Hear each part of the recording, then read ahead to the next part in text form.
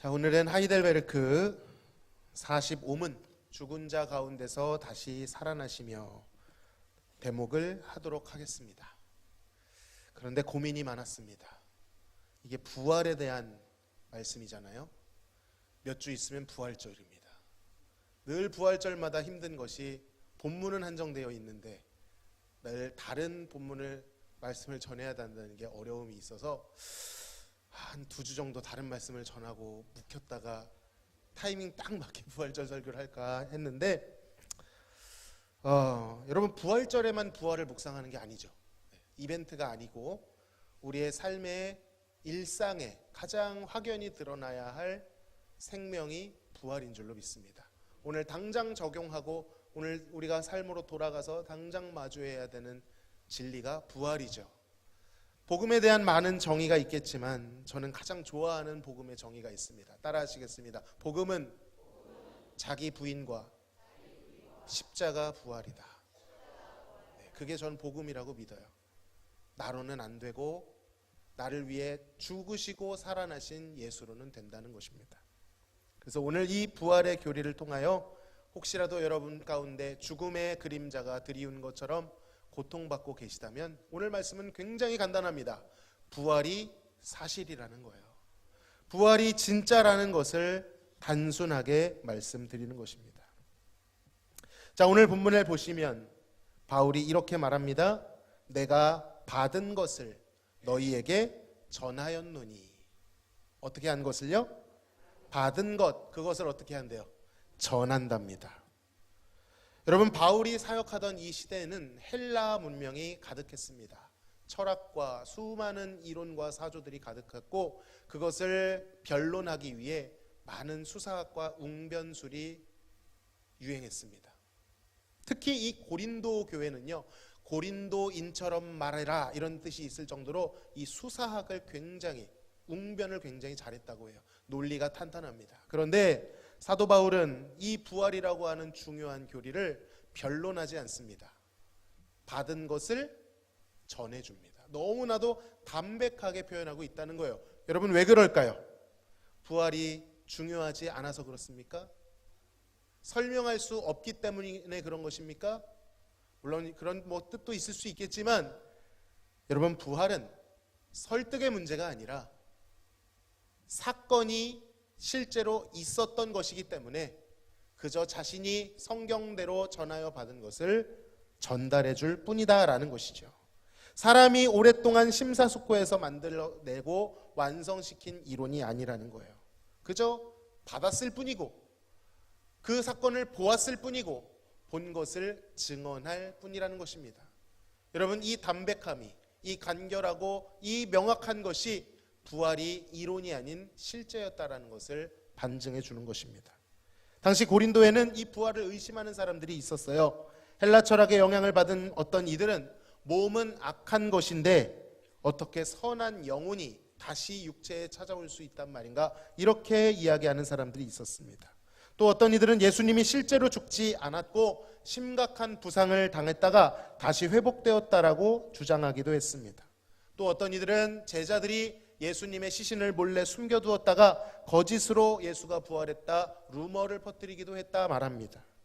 심지어는 예수님의 부활이 환상이었으며 이 사람들이 너무 큰 충격에 빠지다 보니 집단적 최면에 걸려서 그렇게 주장한 것이다 말하기도 했었습니다. 그러나 여러분, 바울은 이것에 조급함을 가지고 일일이 반박하지 않습니다. 아주 심플하게 그가 받은 것을 증언합니다. 그것이 사실이었기 때문이죠. 그런데 여러분, 우리가 복음서를 찾아보면 막상 그 누구도 예수님이 죽으셨다라는 사실에 대해 반박하는 사람이 없다는 것을 알 수 있습니다. 심지어는 유대 종교 지도자들도 예수님이 죽은 사실을 인정하고 있습니다. 부활에 대해서도 그것이 잘못되었다 말하는 유대 종교 지도자들이 없었어요. 오히려 당황합니다. 예수님의 시체가 없어졌다는 소식을 듣고 루머를 퍼뜨리기 시작하죠. 제자들이 그 시체를 훔쳐갔다라고 잘못된 소식을 퍼뜨리기 시작합니다. 그리고 기독교 신앙은 바로 이 부활을 목격한 사람들의 증언에 의해서 퍼져나가기 시작합니다. 먼저는 게바 베드로에게 나타나셨고 그 후에 12 제자들에게 나타나셨으며 그리고 500여 형제에게 언제요? 일시에 나타나셨다고 말씀하십니다. 그러니까 예수님의 부활하심이 각자 다른 증인들이 없는 상태로 알게 된 것이 아니라 파편적으로 보인 게 아니라 최소 500여 형제가 보는 앞에서 보이셨다라는 거예요. 그리고 만삭되어 부족한 자신 누굽니까? 바울에게도 보이셨다. 자신도 부활하신 예수님을 보았다라고 말합니다. 여러분, 바울이 이렇게 서신서를 쓰고 있을 때 이 500여 형제와 다른 사도들 살아 있었을까요? 죽어 있었을까요? 성경에서 말하죠. 대부분은 그 목격한 사람들이 대부분은 뭐래요? 살아 있대요. 만약 이 사람들이 다 죽었으면 바울이 죽은 사람은 말이 없으니까 마음대로 이 사람도 보았다더라 저 사람도 보았다더라 말할 수 있겠죠. 그런데 그 호명된 사람들이 지금도 어떻게 하고 있다고요? 살아 있대요. 이건 얘기가 다르잖아요. 나 본 적 없는데 하면 어떻게 할 겁니까? 자신뿐만 아니라 그 공동체가 예수님의 부활을 목격했음을 이 짧은 담백한 진술을 통해 알 수 있는 것입니다.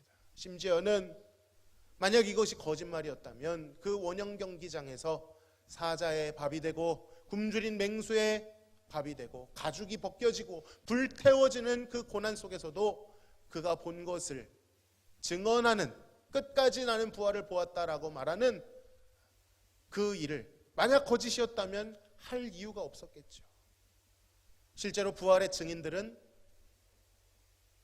이것을 증언하는 것 자체가 순교를 의미했습니다. 그래서 이 증인이라고 하는 헬라어는 마르티스라는 것인데 이것은 순교자라는 뜻입니다. 여러분, 부활은 사실입니다. 이게 무슨 의미가 있습니까? 단순히 증언하려는 목적이 아니라 여러분의 삶에 있어서도 부활은 실제한다라는 것입니다. 모두가 죽음의 그림자가 드리워 있는 것 같은 인생을 살아가죠. 이대로 끝나는 것인가? 여러 가지 모습, 각양 다른 깊이는 있겠지만 결국 그 모든 것이 향하고 있는 곳은 죽음이에요. 우리는 그 죽음의 영향력을 두려워하는 것입니다. 그런데 성경은 큰 소리로 그 죽음을 뛰어넘는 소망이 실제로 있다라고 말씀하고 있는 것입니다. 여러분에게 찾아온 그 고난이 무엇이건 간에 이 부활의 소망을 가진 자들은 죽어도 다시 사는 줄로 믿습니다. 단순히 내 육신이 죽지 않고 산다라는 그 정도의 의미가 아닙니다. 여러분에게 느껴지는 우겨쌈과 고통과 넘어짐이 여러분을 더 이상 삼키거나 죄 가운데 끌고 가거나 목줄 채워 저주할 수 없다라는 뜻입니다. 하나님은 이제 그 고난까지도 사용하셔서 생명을 낳게 하시고 여러분이 구원을 얻는 데 도움을 줄 수 있도록 그것을 통해 섬기도록 만드신다라는 거예요. 가난이 있습니까? 질병이 있습니까? 갈등이 있습니까? 외로움과 고독과 도무지 해결되지 않는 일평생 소원, 숙제가 있습니까? 그것이 무엇이건 간에 부활이 우리에게 있다라고 한다면 그것은 우리를 쏠 수 없다는 것입니다. 사도 바울이 말했죠. 사망아, 너의 쏘는 것이 어디 있느냐. 얼마 전에 소천하신 존 메가더 목사님이 이 말씀을 인용하시면서 돌아가셨다고 해요.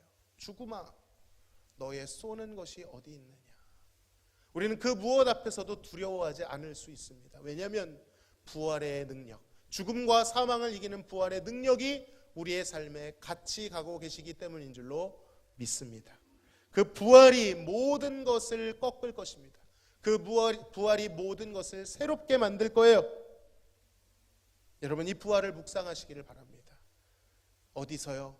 여러분에게 주신 연습장, 여러분의 그것을 훈련하라고 허락하신 운동장이 있잖아요. 우리가 오늘 찬양했던 광야입니다. 여러분 삶에 있는 그 지독한 광야, 고난, 도무지 해결되지 않는 그 지점, 거기서 부활이 있다라는 것을 경험하시고 연습하시고 내 것이 될 수 있도록 날마다 기도하며 나아가셔야 될 줄로 믿습니다. 여러분, 부활이 제발 우리 정신 승리로 끝나지 않기를 소망합니다.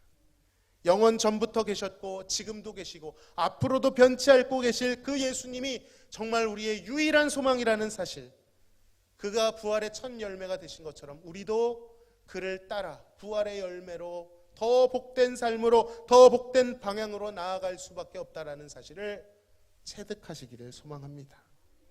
그 부활에 동참하고 싶으십니까? 살아계신 예수님을 만나야 됩니다. 부활의 그리스도를 만나고 영접해야 될 줄로 믿습니다. 그를 높이는 가운데, 그를 존귀히 여기는 가운데 그 부활의 주님이 우리에게 다가와 큰 확신과 믿음을 더하여 주실 줄로 믿습니다.